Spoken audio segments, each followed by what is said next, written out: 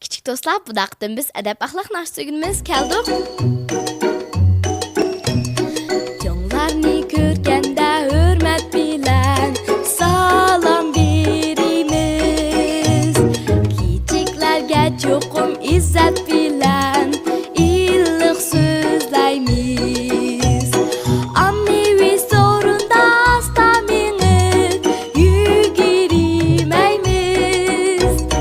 O'lik ovozda gap qilmaymiz, vaqirmaymiz. Xatolik o'tkazgan chig'imizda afv so'raymiz.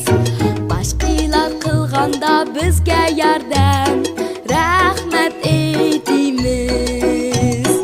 Ota-ona ustozlarga vafodor bo'lamiz. Go'zal so'zli, go'zal xo'yliq, yaxshi bola bo'lamiz. Fazilatli, axloqli, umoq bola bo'lamiz.